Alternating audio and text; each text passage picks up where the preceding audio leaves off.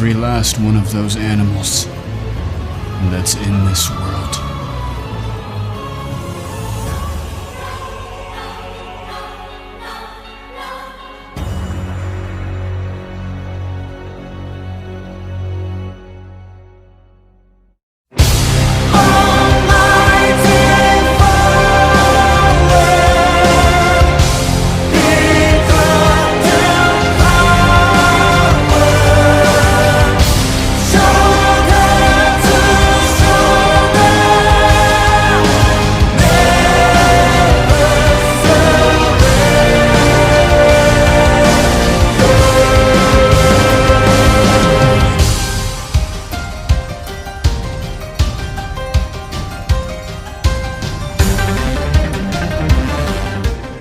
Salut les Liliens, j'espère que vous allez bien. Il est temps, il est pour moi de vous présenter Mario chapitre 132 de Senkam. Comme prévu dans les spoilers, le titre du chapitre est Vent de liberté. Et tout ce chapitre tourne autour d'une seule chose, c'est-à-dire le départ de l'avion pour pouvoir aller arrêter Eren. Chapitre s'ouvrant sur une conversation entre Angie et Madame Azumabito, dont le sujet principal est le fait que le titan colossaux pourrait bientôt franchir la montagne, et que apparemment certains civils sont déjà partis au sud, et Madame Azumabito demande une requête à Angie, c'est-à-dire de sauver son peuple. Nous allons ensuite suivre le réveil de Falco qui se rend compte que tout simplement Mar est tout simplement perdu, et qu'il n'y aura peut-être aucun survivant. Et demandera à Pieck qu'est-ce qu'ils sont censés faire, pourquoi continue-t-il de se battre. Pieck lui répondra tout simplement qu'elle-même ne sait pas. Suivra ensuite un dialogue assez intéressant avec Annie et Mikasa, portant sur le fait que Annie n'a plus très envie de se battre et ne montera tout simplement aussi pas dans l'avion pour aller affronter Eren. Annie qui demandera aussi finalement à Mikasa est-ce qu'elle est prête à tuer Eren, revenant sur le parallèle des chapitres précédents. Et la réponse de Mikasa sera tout simplement qu'elle ne le tuera pas, qu'elle veut juste faire revenir l'ancien Eren. Mais allons à l'essentiel, le groupe est plus concentré sur la mise en marche de l'avion, pour pouvoir justement aller arrêter Eren.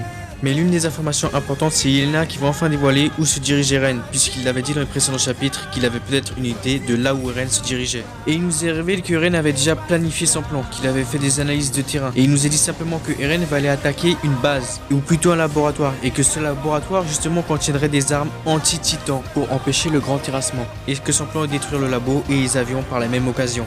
Ce qui m'a vraiment fait tilt, c'est quand Yelena a commencé à parler du plan de Zeke, c'est-à-dire l'élimination douce. Et que finalement Eren a choisi une autre option. Mais sur cela on y reviendra plus tard. On va avoir un dialogue d'entre guillemets adieu avec par exemple Annie et Reiner sur le fait que par exemple ils avaient poursuivi la mission du mur lorsqu'ils avaient perdu leur ami et que Reiner avait ordonné de continuer. Et Annie a dit qu'elle aurait peut-être dû le tuer. Ils feront aussi une rapide allusion à la mort de Berthold. Mais venons-en à l'élément perturbateur. Alors qu'ils étaient censés embarquer dans l'avion, Floch intervient et tire dans l'avion. Et pour s'en occuper, Mikasa lui tira un grappin en plein dans la gorge. Jean et Hansi se précipiteront près de Floch qui est en train de se vider de son sang. Dans un même temps, le mécano fera remarquer que l'avion a été endommagé au niveau du carburant. Et que malheureusement il faudra à peu près 1 heure pour le réparer. Mais malheureusement le sol se met à trembler, annonçant que les titans colossaux sont en marche. Et dans un dernier effort, Floch annoncera ces paroles.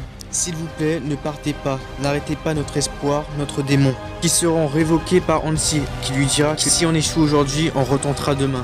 Et comme vous l'avez vu dans les spoilers, pour gagner du temps et réparer l'avion, Hansi se dévouera et se sacrifiera, confiant le commandement à Armin, qui, franchement, que veux-tu dire de plus? Le mec il est tétanisé, juste tu lui dis, tu prends le commandement, tu sens la transpiration sur sa gueule, tu vois. Bref, passons sur cela, de toute façon on en fera une vidéo. Angie qui se préparait à partir, Levi sur son chemin. Et lui dira tu n'as pas intérêt à m'en empêcher. Mais au lieu de ça, Levi lui prendra l'épaule et lui dira dévoue ton cœur. Et Angie qui a elle choisi sa mort et qui le dira par elle-même c'est une mort plutôt cool non? S'attaquera au titan pour faire gagner du temps à ses amis. En tuant 2 et finalement tombant comme Armin lorsqu'il avait tenté de tuer Berthold. Brûlé. Mais juste avant de se faire pétiner, elle verra Erwin et tous les commandants qui la féliciteront. Et elle-même elle se mettra à réprimander Eren. Bon, je pense qu'on a résumé tout ce qu'il y avait à résumer dans ce chapitre. Bon, passons à mes a priori. Déjà, tout simplement, Hansi le dit elle-même. Elle le dit elle-même que même s'il sauve tout le monde, il n'y a pas de garantie que le peuple eldien survive. Mais je sais pas, en fait, les personnages en sont conscients que s'ils sauvent tout le monde, il y a possibilité qu'on les extermine quand même.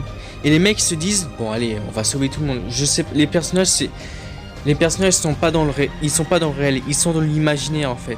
Ils sont, comment on appelle ça? Ils sont dans la bonne conscience. Voilà, c'est exactement ça. Les personnages sont dans la bonne conscience. Se donner une bonne conscience. Alors que Eren, lui, il est dans le réel, tu vois. Il sait que la persécution contre le peuple Eldiens ne s'arrêteront jamais. Ensuite, concernant la mort d'Onti, je sais que ça va énerver plus d'un, mais c'est une mort. Pour elle, c'est une mort cool, mais pour moi, c'est une mort inutile en fait. Tout ça, les gens, Diaz, tout ça, ils sont morts pour rien en fait. Ils sont morts pour rien, ils auraient pas dû mourir. Ils auraient dû juste accepter le plan d'Eren, tu vois. Moi, ça me fait chier en fait. Pourquoi chercher compliqué qu'on peut faire simple? Ensuite, la conversation Annie-Mikasa. Qu'est-ce qui en ressort en fait? Bon, tout ce qui en ressort, c'est que Annie aussi a certainement des sentiments pour Armin. Isayama l'a fait rougir, donc ça veut dire quelque chose. Et elle dit aussi qu'elle veut être en paix, que finalement elle veut plus combattre. Je pense que j'ai fait à peu près le tour de tout ce qu'il y avait à dire. Il y a aussi Levi qui finalement va reprendre le combat aussi, même avec 2 doigts en moins. J'ai hâte de voir ça, j'ai hâte de voir ce que ça va donner. Oui, je pense qu'on a fait le tour de tout ce que j'avais à dire, le résumé des chapitres, mon opinion personnelle. Armin qui va se chier dessus en tant que nouveau commandant. De toute façon, on en fera une vidéo. Théorie des abonnés, ça arrive, ne vous inquiétez pas, on se met bien, voilà, au chaud. Ce serait bien que je fasse des lives, comme ça je pourrais donner un peu plus mon avis et débattre avec vous. Il y a les commentaires qui sont là pour ça, donc n'hésitez pas aussi sous cette vidéo. Sur ce les liens, je vous remercie de m'avoir écouté et suivi dans cette vidéo. N'oubliez pas de liker, de partager, de vous abonner avec la petite clochette pour que notre communauté s'agrandisse de jour en jour.